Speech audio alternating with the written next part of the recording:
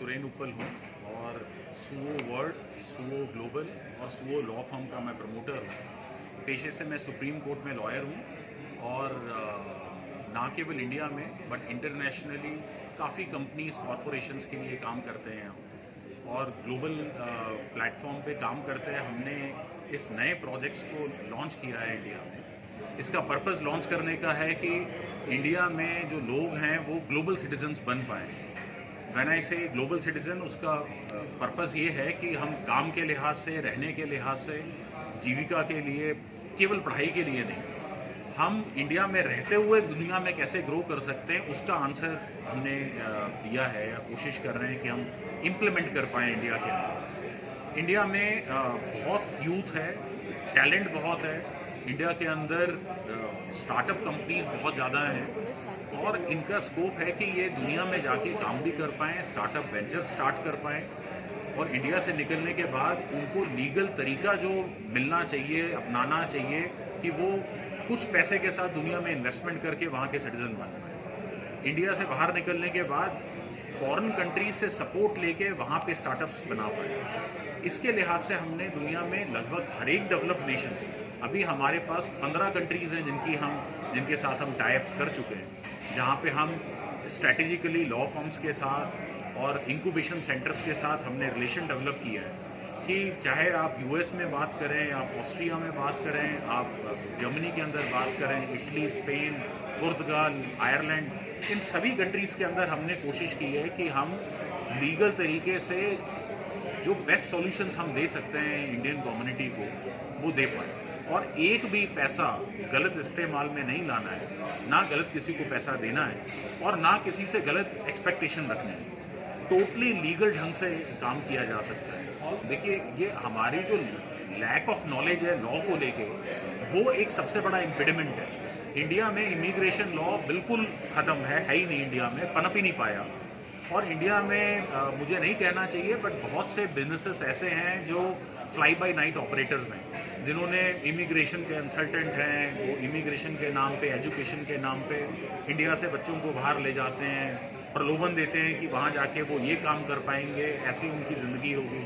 But वो illegal तरीके से काम करने के बाद सालों साल असाइलम में रहते हैं। वो भी रिफ्यूजी बनने के बाद, असाइलम लेने के बाद वहाँ के सिटीज़न नहीं बन पाते, वहाँ की मेडिकल फैसिलिटीज़ का फ़ायदा नहीं ले पाते हैं, सोशल सिक्योरिटी का फ़ायदा नहीं ले पाते हैं। वहाँ कमा के देते हैं बट इंडिया के भी ना वो बन पाए और बाहर इंडिया के रह नहीं पाते और बाहर के बन नहीं पाते। तो हमारा उसमें यही एक कोशिश है कि इंडिया से लीगल तरीके से अगर जाएं तो सारे तरीके इंडिया में, जैसे आपने क्वेश्चन पूछा तो बहुत तरीके हैं इंडिया में कि आप एम्बेसी के थ्रू एक ढंग का वीज़ा लगाएं, आप वहाँ की कंपनी इनकॉर्पोरेट करके वहाँ पे वर्क परमिट लें, वहाँ पे आप सिटीजन बनना चाहते हैं तो वहाँ के स्पेसिफिक वीज़ाज हैं जो इंडिया में हम नहीं ले पाते बेनिफिट, चाइना लेता है, कोरिया लेता है, बहुत से कंट्रीज़ लेते हैं और दुनिया में सबसे ज़्यादा यूथ होने के बावजूद भी हमारी जो माइग्रेशन है सबसे ज़्यादा हो रही है दुनिया में, बट इलीगल ढंग से हो रही है। होता क्या है कि बाहर जाना अपने आप एक हवा बना हुआ है कि बाहर जाने के लिए हमें पता नहीं कौन से तरीके, अभी मैं बात आपको बताऊं, अच्छे खासे एजुकेटेड इंडियंस, उनको नहीं पता है कि दुनिया में कौन से कंट्रीज़ में एजुकेशन अच्छी है, कौन से कंट्रीज़ में आपको वीज़ा कौन सा मिलेगा, कितना आसानी से मिलेगा, कैसे अप्लाई करना है, ये हमें नहीं जानकारी है। और ये जानकारी बाहर से यहाँ आके कोई नहीं देता है। तो हम यहीं पे बैठे हुए किसी ने सोचा कि भैया एक इंसान बाहर कनाडा में चला गया है, अब सारे कनाडा में ही वो पूरे गांव ने जाना है, पूरे शहर ने कनाडा में जाना है। पहले इंग्लैंड का वही आलम था, यूएस में भी ऐसे ही लोग जाने की कोशिश करते हैं। बट अपॉर्चुनिटीज़ तो आपकी दुनिया भर में, अपॉर्चुनिटीज़ आपकी यूरोप के अंदर इतनी ज़्यादा हैं, अमेरिका के अंदर इतनी ज़्यादा हैं, तो आपको हवा नहीं सोचना है, आपको लीगली चलना है। और लीगली चलते वक्त आपके पास रिस्क भी ख़त्म होती है, आपके गलत पैसे भी नहीं लगते हैं और अकाउंटेबिलिटी होती है। आज मैं आप पुर्तगाल के अंदर आप पैसे लगाते हैं एक प्रॉपर्टी लेने के लिए, एक कमर्शियल प्रॉपर्टी लेते हैं, एक होटल लेते हैं, एक शॉप लेते हैं, आप उसका किराया भी लेंगे, आपको किराया भी मिलेगा, लीगली आप जा रहे हैं, आपको सरकार गोल्डन वीज़ा भी देती है, आपको वहाँ जाने आने के लिए और सिटीज़न बनने के लिए 190 कंट्रीज़ खुलते हैं दुनिया के आपको, और उसमें कोई भी रिस्क नहीं है। अगर आपका, अभी एक केस था पुर्तगाल के अंदर कि एक सिटीजनशिप के प्रोसेस में डिले हो रहा था, तो अमेरिकन्स भी बहुत पुर्तगाल में आ रहे हैं, उन्होंने केस किया कि मेरी एप्लीकेशन में डिले क्यों हो रहा है। तो कोर्ट ने गवर्नमेंट को रिक्वायर किया कि 1 हफ्ते के अंदर इनकी एप्लीकेशन प्रोसेस करके इनको दिया जाए। सो मेरे कहने का मतलब है कि अगर हम लीगली चलते हैं तो इंडिया में लॉ में बड़ी अनसर्टनिटी होती है। सरकार बदल गई, स्टेट की बदल गई, सेंटर की बदल गई, ऑफिसर बदल गया, सेक्रेटरी बदल गए। फॉरेन कंट्रीज़ में ऐसे नहीं होता है। फॉरेन कंट्रीज़ में अगर एक लॉ बन गया तो काफ़ी हद तक वो लॉ की कंप्लायंस होती है। तो ये जो आपने बात कही कि लोगों को लीगल नॉलेज होनी चाहिए, तो आपके थ्रू लीगल नॉलेज लेके जाएं या खुद से लीगल नॉलेज लेके जा सकते हैं? देखिए, मैं कभी भी हमारे लीगल प्रोफेशन में हम एडवर्टाइज नहीं करते।